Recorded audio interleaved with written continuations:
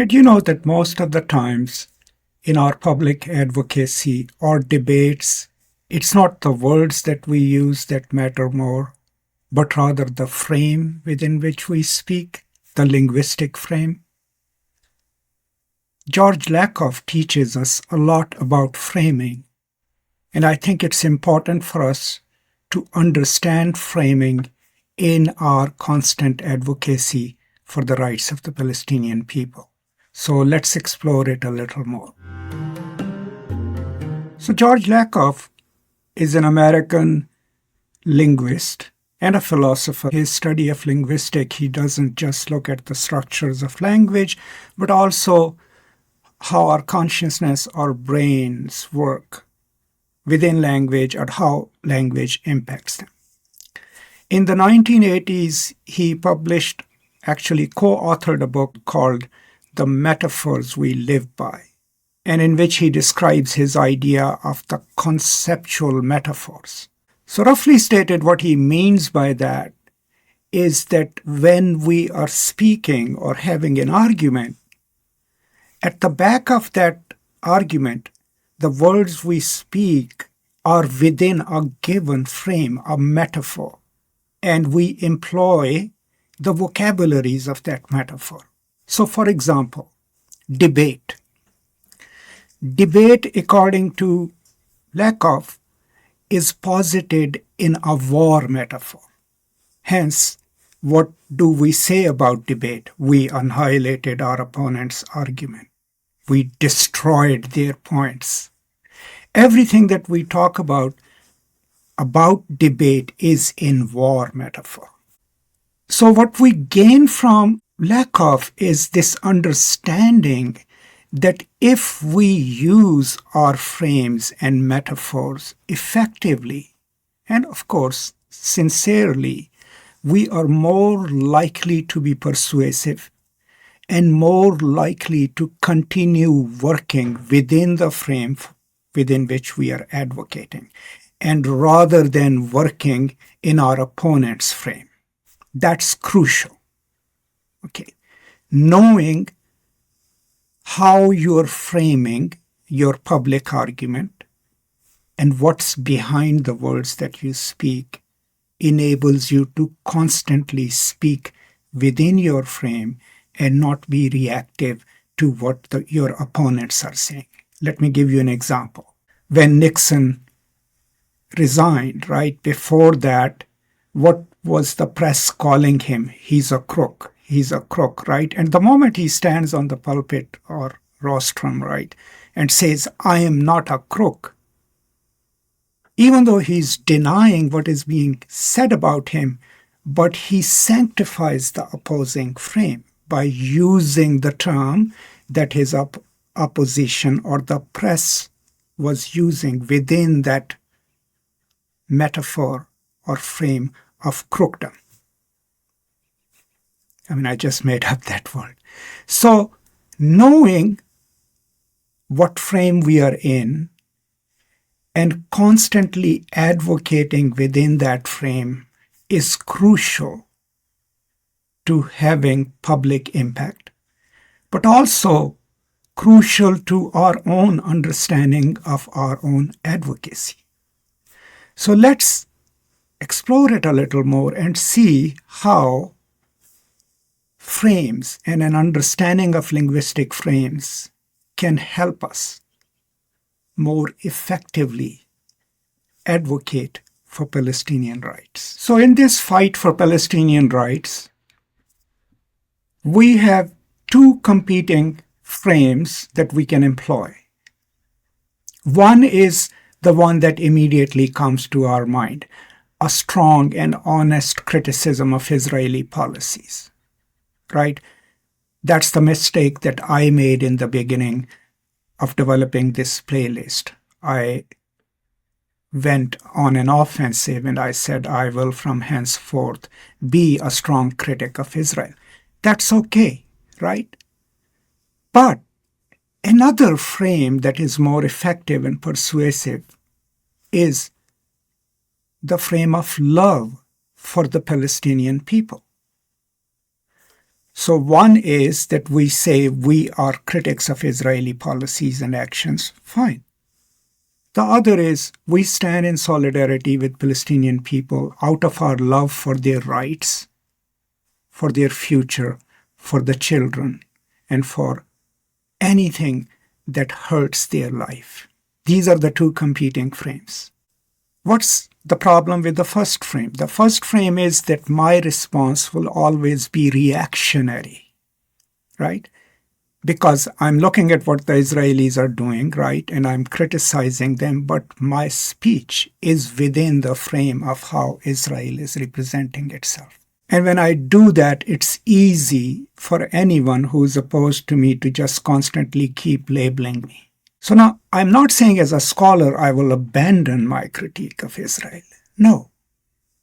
But what if I posited and offered my critique, not with a reference to what Israel does or is doing, but with a reference to my love for the Palestinian people? What would I argue, right, within that frame? That Palestinian children should not be arbitrarily arrested, that they should not be killed, they should not be starved. The Palestinians should have the right to self-determination, that they should be able to live dignified lives, and there should be a future for them. And if I constantly speak about it in solidarity with others and in solidarity with Palestinian people, what do you think the opposing argument would be? Every time someone opposes our argument, which is framed within love for Palestinian people, they will either have to deny that Palestinian people deserve all this love and justice, or they will be justifying that what is happening is right, with a reference to Israeli policies, which still forces them to use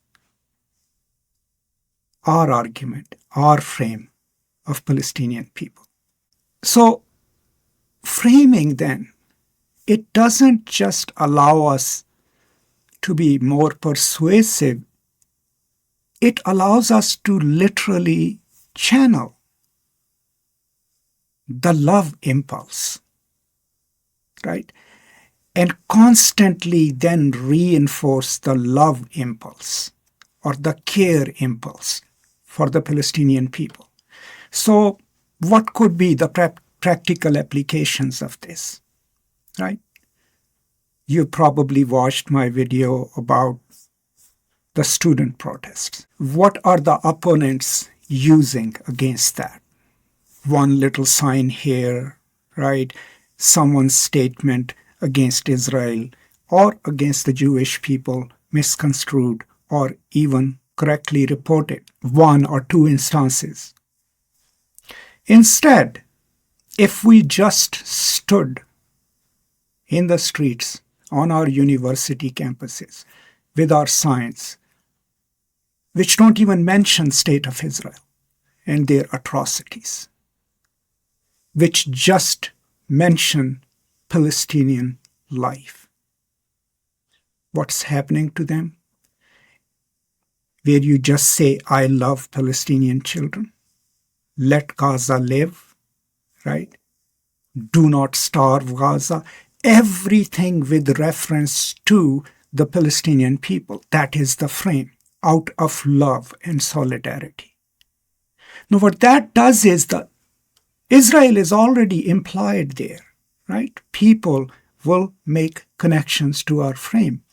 But that frame of love, kindness, and generosity to our fellow human beings, fellow Palestinians, is unassailable. And if anyone responds to it, they are working in our frame.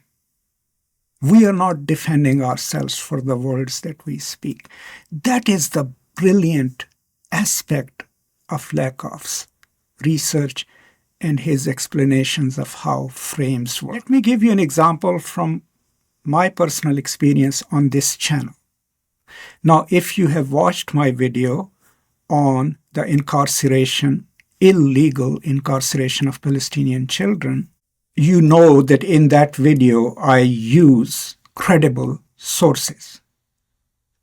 Towards the end of that video, of course, I get emotional and sad. But throughout, there is a rational tone in it, which of course is not an affectation. That's how I usually speak. Most of the comments on that video are positive comments. Why? Because who won't side with children, especially if they are being wrongly incarcerated, right? But the opposing comments, which most of them I have not posted, are trying to prove that these are not children, that this is not happening, right? That these are dangerous children. But every time they do that, they have to use the word children. And the moment they invoke the word children, they are in our frame. So overall, I believe that our fight for Palestine and for Gaza has to be, of course it is out of love, but it doesn't need to be out of our distaste or even hatred for the right-wing Israeli policies. When we speak of our love for Palestinian people, for Palestinian children, for the rights of people in Gaza to live and not be destroyed, we are speaking out of our love for humanity, of which the Palestinian people are a part. We are not driven by anger, but rather by compassion and a sense of solidarity. So that frame keeps us at peace, keeps us peaceful, but at the same time it's more effective because it is not out of anger. It is out of love, right? And imagine if we could teach ourselves as groups, as collectivities, as protesting groups, that this is how framing will work and is more effective. I mean, if we took an example from Lakoff's own work, there was a small pamphlet that he published back when Bush won the first term, and it was called Don't Think of an Elephant. I highly recommend it. I'll post a link in the description. And at that time, gay rights in America, like having equal rights, was a far-fetched idea. And people at that time were arguing for civil rights for gay people, or, rights of partnership, a contractual aspect of gay partnerships. And Lakoff at that time was saying, no, do not frame it in that kind of legalese. Frame it as love. That if two consenting adults love each other, they should be able to marry, because marriage is a contract between two people who love each other, right? And when I read it at that time, my mind was telling me this is never going to work. And now, 25 years later, we live in a world where that became possible. Framing of that issue in the language of love and equality made the change. I'm not saying just the framing, but of course, it helped.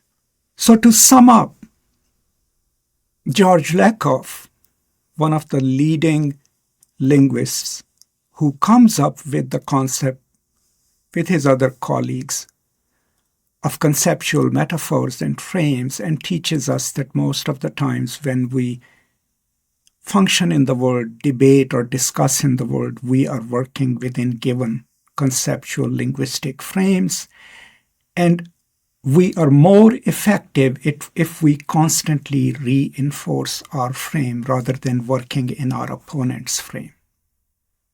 So if we took that knowledge and shaped our work in advocacy with the Palestinian people out of our love for the Palestinian people, out of our love and care and compassion for Palestinian children, women, or Palestinians who are starving. We will be working in an unassailable, formidable frame. So think about it. Let me know what you think. If you have a few more moments, my Palestine playlist will come up. Please watch it and share your ideas and thoughts. I am deeply grateful for your support. Please stay safe, take care of each other, be at peace. And as always, I will see you next time. Until then, peace and love.